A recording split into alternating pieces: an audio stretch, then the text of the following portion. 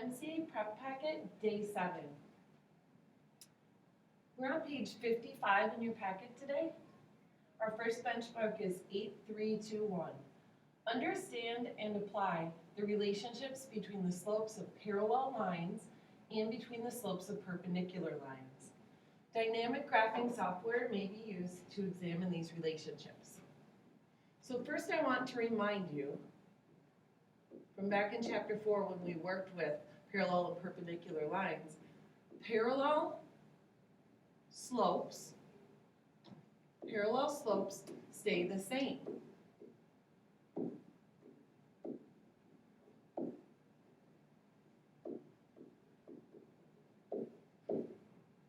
Perpendicular slopes flip and change.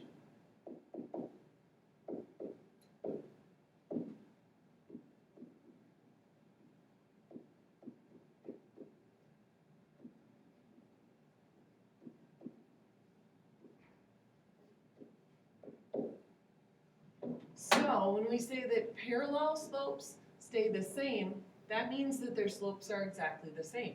So if your original line has a slope of 5, so does every line parallel to it. And then perpendicular lines, their slopes flip and change, so that means that they are reciprocals and they change signs. So they're opposite signs and reciprocals. The fraction flips over. If your slope doesn't look like a fraction, you need to make it look like a fraction and then flip it over and change the sign. So for this first equation, number 1, it says a line has the equation 3x minus 4y equals 10. And we need to find the slope of any line parallel to this and then perpendicular to this. So to figure this out, I need to know what the slope of this line is. So I'm going to have to get the y by itself, isolate the y, because I need slope-intercept form in order to find the slope. So to do that, I will subtract 3x on both sides, and then bring down negative 4y equals negative 3x plus 10. Notice I wrote those side by side because we're going from standard form to slope-intercept, and they are not like terms. Next, I divide everything by negative 4. So then my final equation would be y equals positive 3/4 x minus 2.5. So my slope, negative 3 over negative 4, the two negatives would cancel each other out. So the slope of my line is positive 3/4. That would also be the slope of any line parallel to my line. 3/4. Then perpendicular, I take that 3/4 and I have to flip it over to the reciprocal and change the sign to a negative. So negative 4/3 would be perpendicular. Our next benchmark is on the next page, 8322. Analyze polygons on a coordinate system by determining the slopes of their sides. So we are going to look at the slopes of all 4 sides of this quadrilateral and figure out what kind of a quadrilateral it is, what kind it is. So you may need a little refresher, like a trapezoid has 1 pair of parallel sides.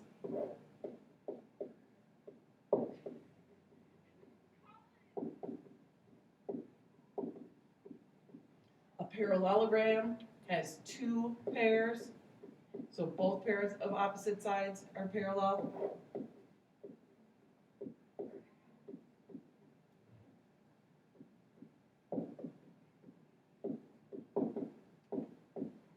A rhombus is a parallelogram. So it's got those opposite sides that are parallel. A parallelogram with 4 equal sides.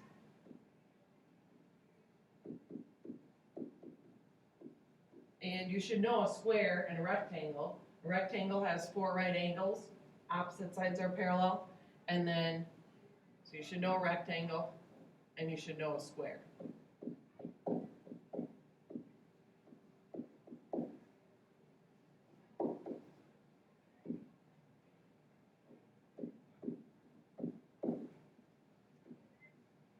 So a square is a rhombus that has right angles, and a rectangle is a parallelogram that has all right angles. So those should be good enough review. Okay, so the slopes of each side. So RS, that slope, well, RS is straight up and down vertical, so RS is going to have a slope that is undefined. There's another one, so I'm done with this one. HF is also undefined because it's vertical, so those sides are parallel.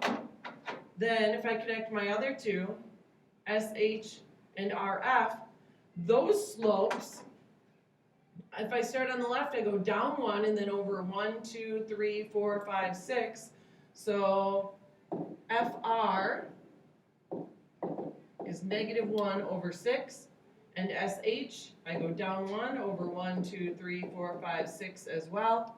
So SH is also -1 over 6. So this quadrilateral is a parallelogram because opposite sides are parallel. It's not a rectangle because those are not right angles.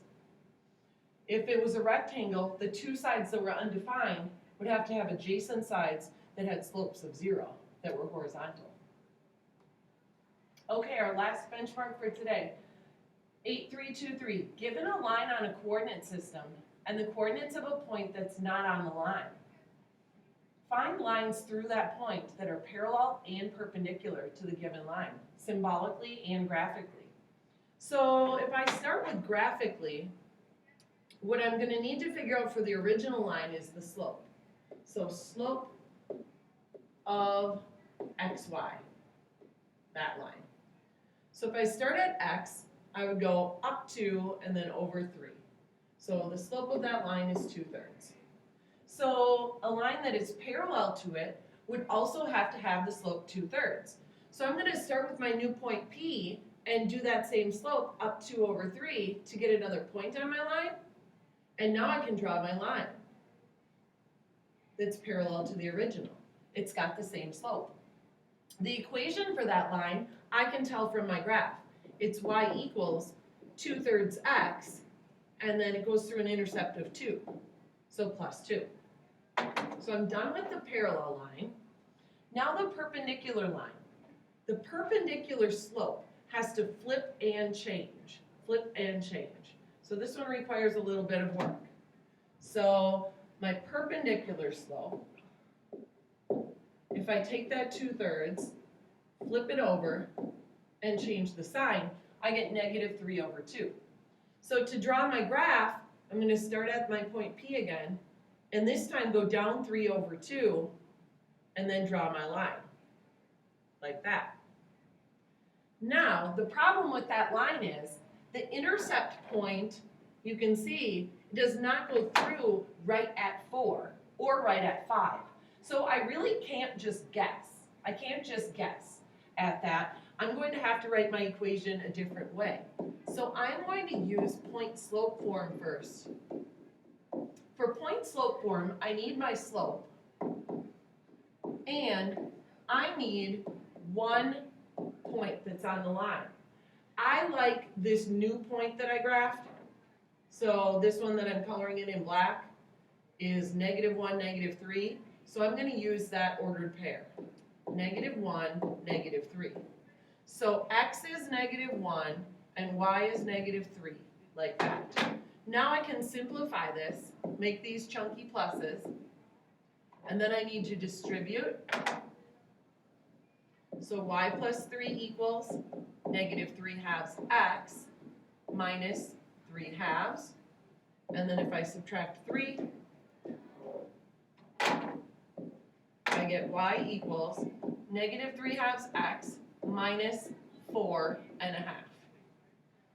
So that would be the equation of my line, perpendicular to the original, that goes through point P. You should be able to finish these 3 benchmarks now in your packet for day 7.